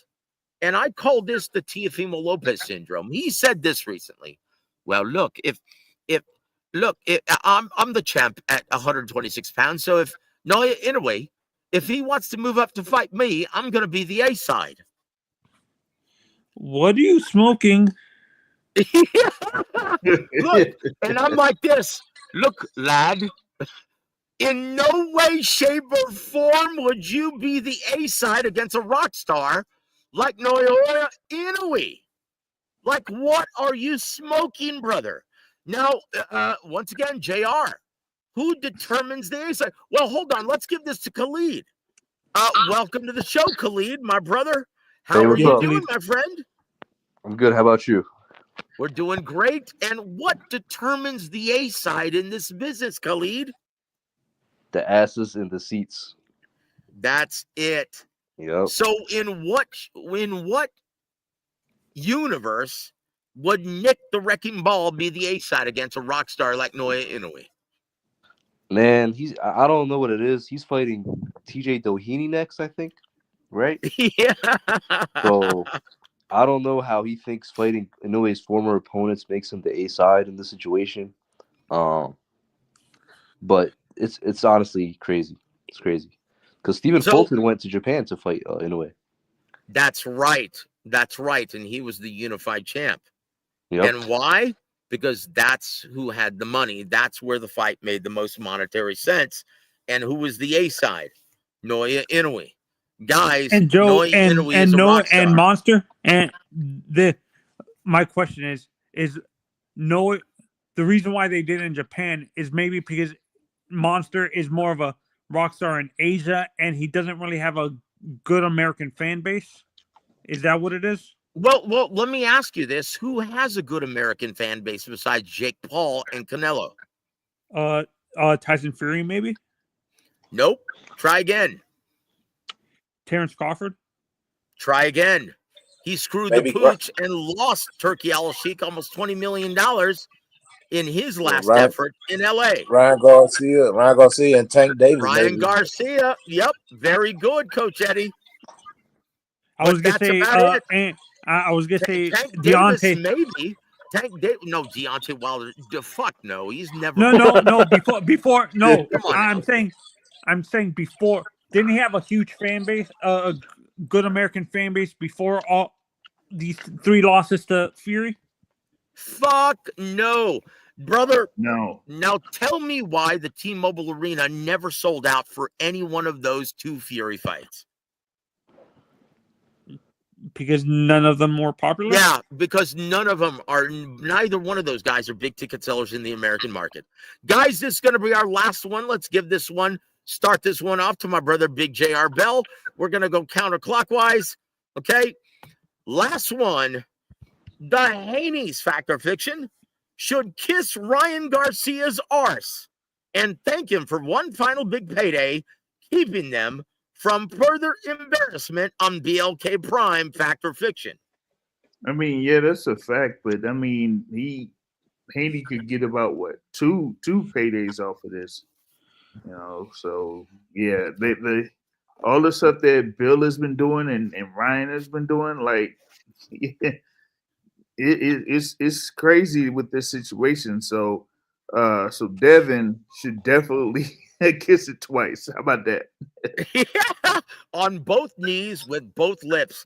Now, one thing I have to ask you, though, JR, why the F is Bill Haney still trying to make demands, like saying that everyone has to sign up for Veda for this when he isn't shit?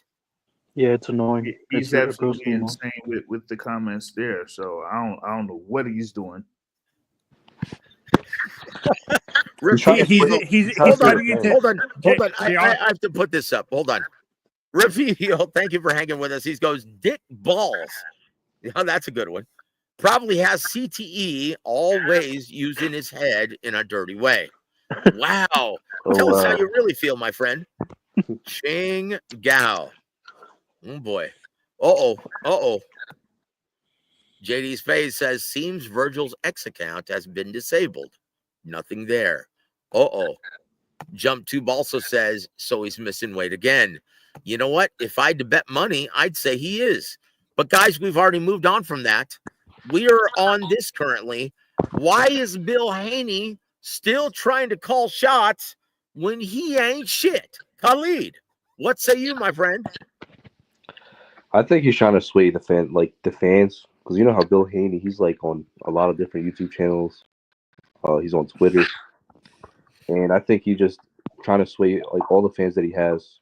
And it sounds good, like, oh, everybody should be on drug testing, everyone should be this and that, but I don't know. At this point, it sounds really dumb, honestly. Yeah, you know what? In my opinion, though, unless everyone is on 24/7, 365 testing, does that even matter in the slightest? No, I don't think so. Fuck no. So once again, this guy's just flapping his gums. Let's just be honest. Oogle, he's a fucking con artist, and he's been had. Everyone is onto it. This guy is a con artist and a shyster. And after these 2 paydays, if Ryan Garcia whoops his ass again, that's it for Devin the Dream Miles Haney. Wouldn't you say that? Your thoughts on this? Absolutely, it's 100% fact. Bill Haney shut his dumb ass up. At this point in time, he's just going down with the ship. He doesn't know anything else. He's just trying to throw out narratives, trying to see what sticks on the what's going on currently in the mainstream. So yeah, he has no leverage. That's what I've been saying the whole time. I don't know how that guy has the nerve to go over there with the Turk and just try to say this and that. Like, man, shut. If I was a Turk, I would just tell him to shut the fuck up. What are you on about? Look, the time is ticking for him and his son. So that's all it is. I mean, the guy shot himself in the foot. He could have been his son could have been a greater talent, but he just decided to go. This is a way to decide to go about making money in the sport. That's how they decide to engage them being in the sport. So I'm not surprised. This is just a snake being a snake, and man, that guy's so fucking annoying, man. I don't know, but it is Yeah. what it is. Yeah. Honestly, good riddance to bad rubbish. I'll Yep. say that. It's like the Rain Man. Tony, basically. I'm sorry. Go ahead, sir. Bill Haney's like the Rain Man, trying to. Honestly, it's the guy.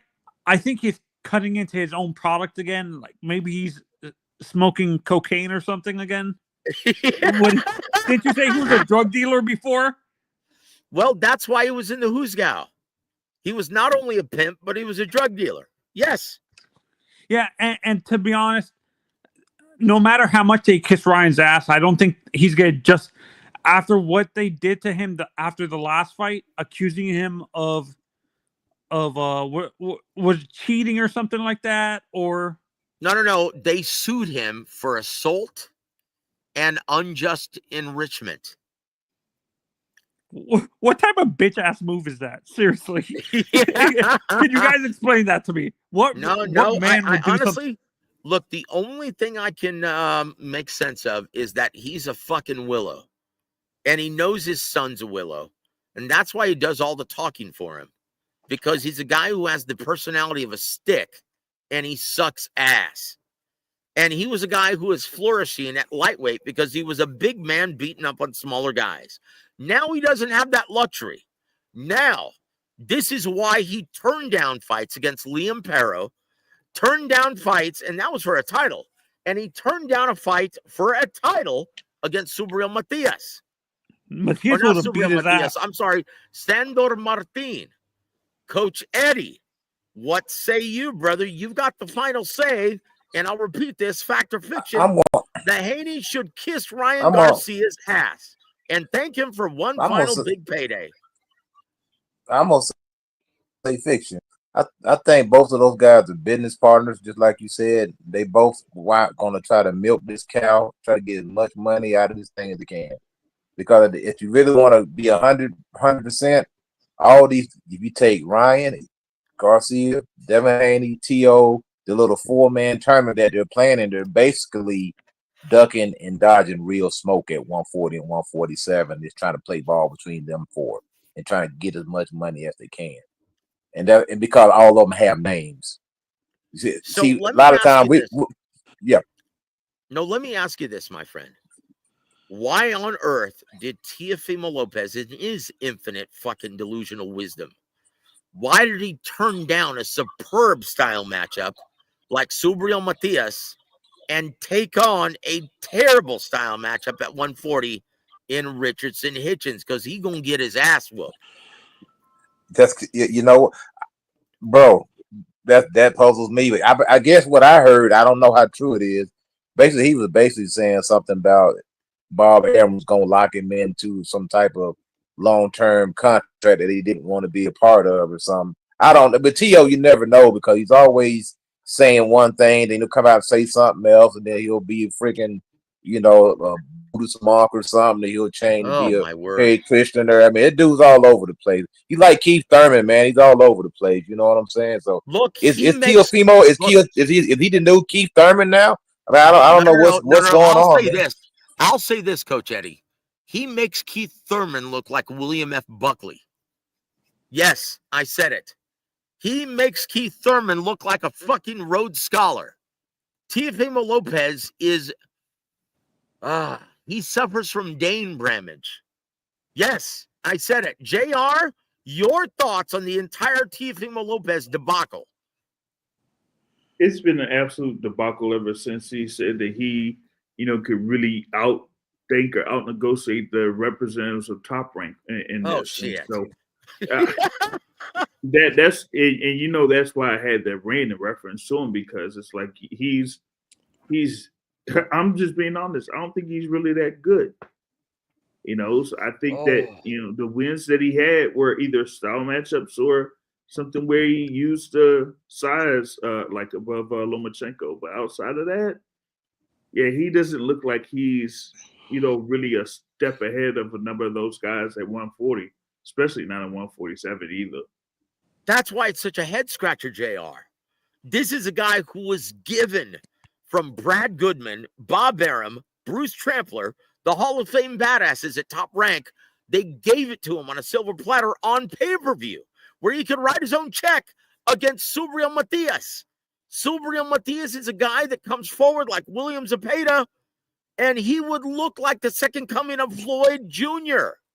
He turns that down to face the most problematic style matchup at 140 for him in Richardson Hitchens. Let's just be honest, guys. Richardson Hitchens makes Guillermo Rigondeaux look like an exciting fighter. Khalid, am I wrong in stating that? No. Yeah. Rigondeaux had some fun fights. He actually banged in a few of his fights. I remember. Yep. Yeah. And I've never seen Richardson Hitchens. And once again, when faced with a guy who knew how to take the lead and cut off the ring, he tied him up like an octopus, a la Devin Haney. And that's no fun to watch for the paying paying customers. Ugal. But I'm sorry, Ugal.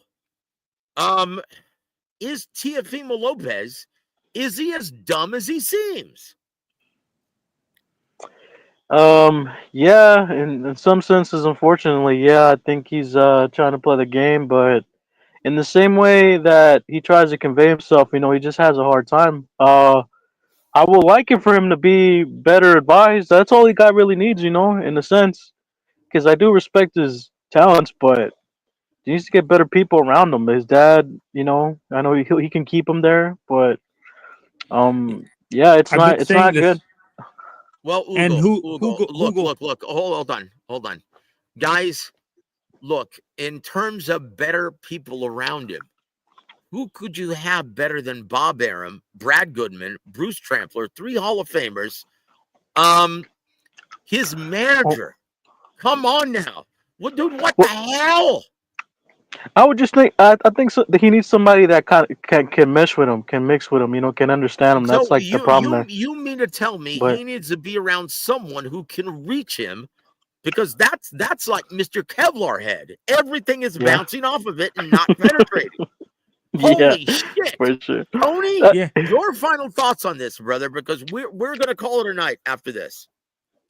yeah. No, for me, I've said this multiple times. I think the perfect guy for Tio is I like his father. He got him to where he is now, but I think he needs to go to the guy who was with AJ before. I think Robert Garcia would be a perfect trainer for Tio, in my honest opinion. Do you agree, Joe, or not so much? You know what? I agree wholeheartedly. I agree. That is the best thing that you've said all night, brother Tony. Coach Eddie, Yeah, I agree. Eddie Reynoso, can he make a miracle out of Teofimo Lopez? Because he didn't seem to do it with Oscar Valdez. I'm going to say no, because Teofimo Lopez is an athletic fighter, and he needs to go to somebody who can utilize his athleticism. Eddie Reynoso was more of a feet nailed to the freaking canvas and just throw power shot type of guy. Yeah, he tried to train everybody like Canelo. You can't, man. You can't train everybody like your star people, but you got to take advantage of what you guys do well. And Teofimo Lopez, he's an athletic guy, so you need to take advantage of that athleticism. That's what made that was the separation with him. It's athleticism. Hey, so last thought, Coach Eddie. What trainer would you recommend for Teofimo Jr.? I'm gonna go with freaking the trainer Pedro Diaz, the one that trained Miguel Cotto for the Floyd Mayweather fight. I would go with the Cuban school trainer. Wow. Take advantage of that J.R. Bell, Take advantage of who that would you footwork. Yeah. recommend? You know, that's excellent. J.R. Bell, who would you recommend for Teofimo Jr. as new trainer? I think it would be Robert Garcia. I think he would adapt to the style that Robert Garcia would have for him, and kind of mesh pretty well. I think he would be more effective in cutting off the ring against offensive fighters if he had Garcia in his corner. You know what? That's very well said. Khalid, what my friend? What was the question? Oh, my bad. I was doing something. You said No. That's Teofimo? all right. What trainer would you recommend outside of Eddie For Teo? Reynoso that would be best suited for Teofimo Jr.? Well, that's a good question. I think And if you Robert say Bill Garcia is Haney, solid. I'm never allowing you on the panel again. No, I think Robert Garcia is a solid trainer. I think he's a good trainer. Would Ronnie work well with him? Ronnie would never put up with that pain in the ass. Okay, Ugal, you, sir, and once again, Khalid, thank you for being on the show tonight, my friend. Ugal, what say you, brother? What trainer would be best suited for Teofimo Jr. and that head case of his? Yeah, I would say in the immediate, absolutely, Robert Garcia. I think he just needs somebody to mesh with him. I understand he's difficult, and a lot of that maybe comes from like his, I don't know, his belief in, as a fighter, you have to be a bit crazy. So, and I also like the fact that Robert Garcia, from what I hear from a lot of people, he gives you like a foundation, but he also gives you like a creative freedom, So I can see Tio working well. He would just really need like the abilities or the talents just to cut off the ring more in his own way. Maybe they'll have to teach him something where he can be, because he's a reactionary fighter. He's very reactive. So even his footwork, while I don't disagree with him having feet, it's a lot more reactionary. So he takes short steps. He takes very wild vertical leaps, so here and there, and it just works for him. But yeah, Barbara Garcia would be the best guy. But let me say this: Eddie Reynoso doesn't know shit about boxing, man. That guy's a terrible coach. He's doesn't do anything. Canelo's been carrying that guy's career for the longest time, and look, let me just say this: if Canelo could have picked any other trainer, he would be in the exact same position he is now. Eddie Duraso doesn't know shit about boxing. He's terrible, complete horse shit of a coach, man. I don't know who sanctioned that guy to be a coach, man. Seriously, dog shit. But yeah, Robert Garcia. No, and I have a backup. How about Joe Goosen for Tio? Oh, Chingao.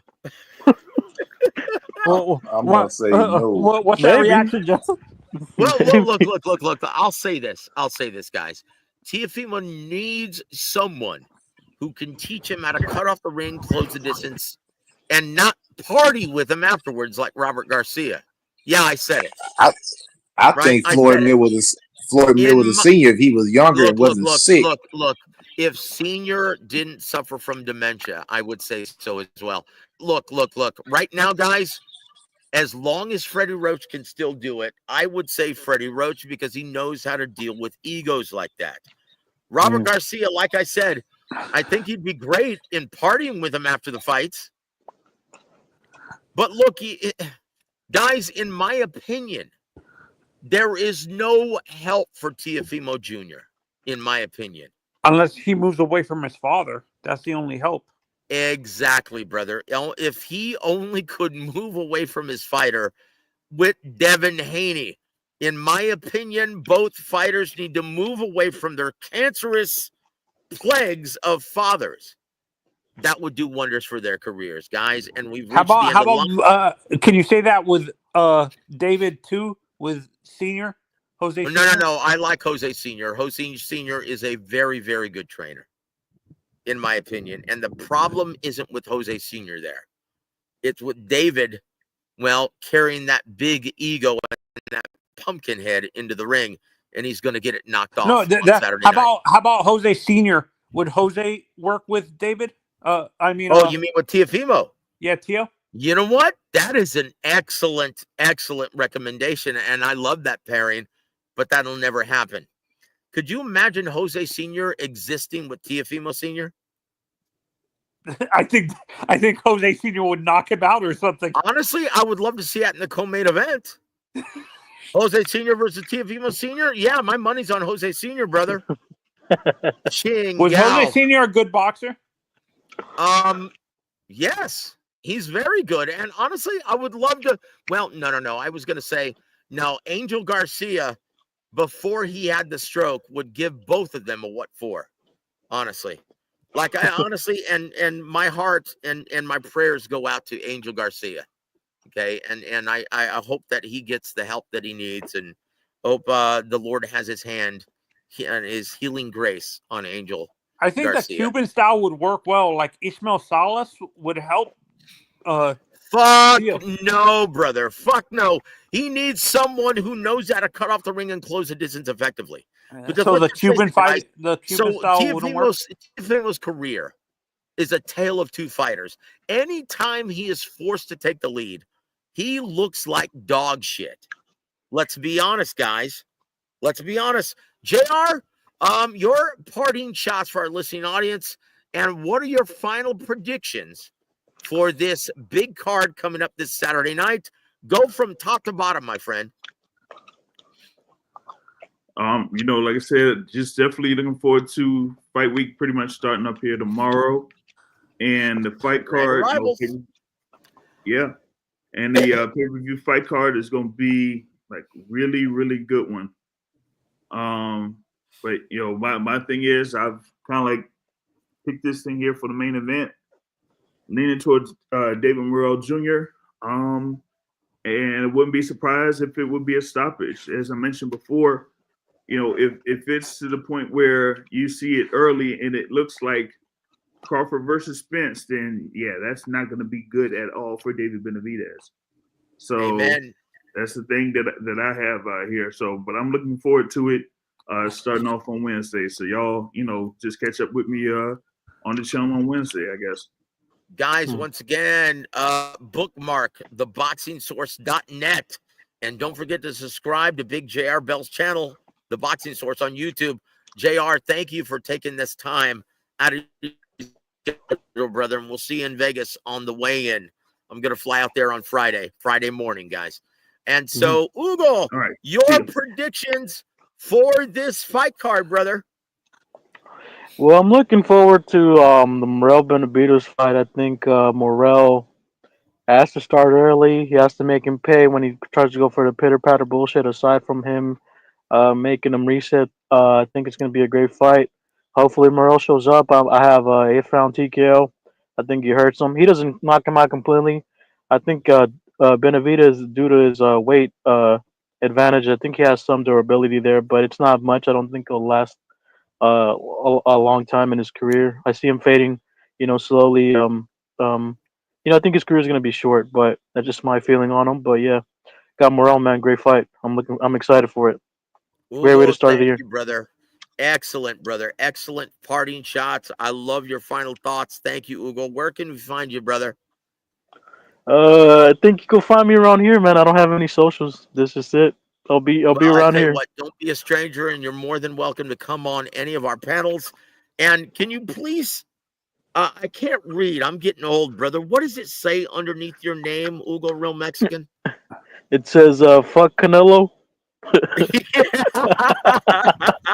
just have that on for the people that a lot of the other panels you get pissed off, right off the bat. They know where I stand. I tell you what, brother, it's a welcome breath of fresh air, man, on this channel. Thank you, brother. We appreciate you being on here, Ugo. Tony, your parting shots for our listening audience and your final prediction for this big fight on Saturday. Honestly, I'm making a shot. Honestly, this is a true 50-50 fight. It depends on who comes in and executes their game plan, but honestly, I see it a draw. A draw? Yeah. To be honest. Holy shit. Look. If you're right, that draw yields right now a plus 2,200. So if you bet $1,000 on a draw, that yields 22,000 rock. No, because to me this is a true to me this is a true 50-50 fight. I really don't know who wins. I really do not know who wins this fight. It just depends on who executes their game plan and who's on the card. By chance, Joe, can you tell me? It's gonna be Fulton versus Figueroa at 126. Is that the co-main event? That's a co-main event. It's also going to be Pitbull Cruz versus Fierro. I think Pitbull wins that fight by knockout. And I have Fulton losing. Yep. I have Fulton losing by way of late round stoppage as well. And so thank you for your time on this panel, my brother. We appreciate you. My nephew, Tony Manzano, thank you for being here. And so we're down to you, Fast Eddie. Your parting shots and your final prediction for this Saturday night's fight card at the T-Mobile Arena in Las Vegas, Nevada. Coach Eddie, are you there, sir? Yeah, my bad. Yeah, I got Morrell by, I'm gonna say, majority decision.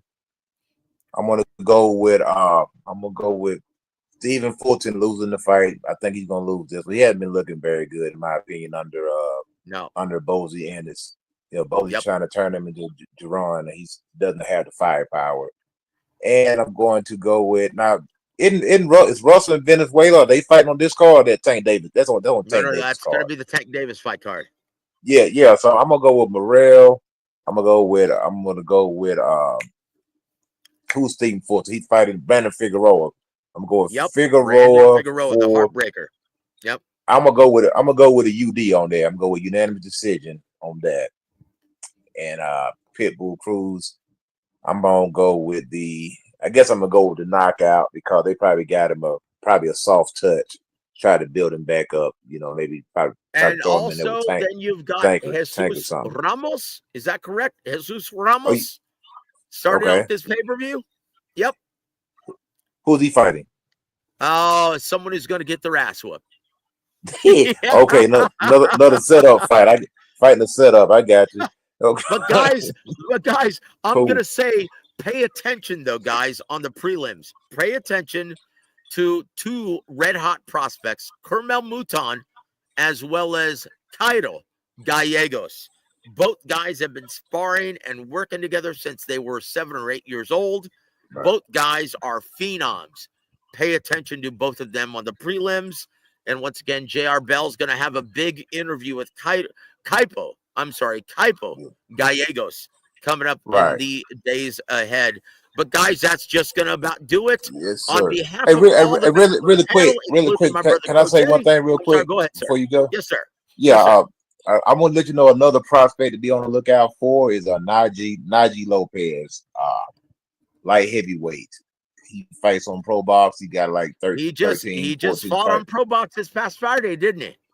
Yeah, he beat the guy that went the distance with Bivol. He stopped him, knocked him out. So his kid, he's tall, he's rangy, about 6'3" and a half, 6'4", 7-8 inch reach, fast. Good call, my friend. Good call. I tell you what, guys, on behalf of everyone on the panel. Very good. On behalf of everyone on the panel, including Brother Coach Eddie, I'm Joseph Heron. You've been listening to War Week Boxing. Have a great evening, everybody.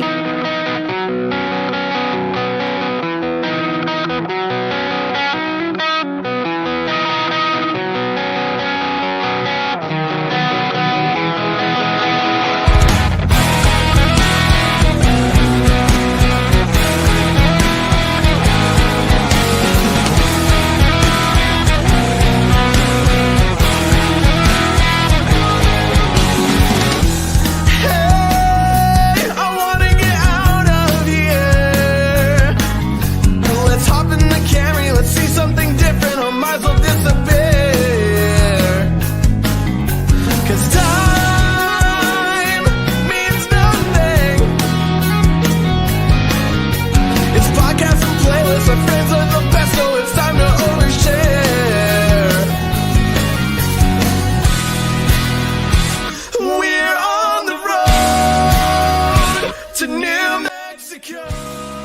Vashawn Holden presents the living embodiment of the American spirit, my brother, Rick Glaser.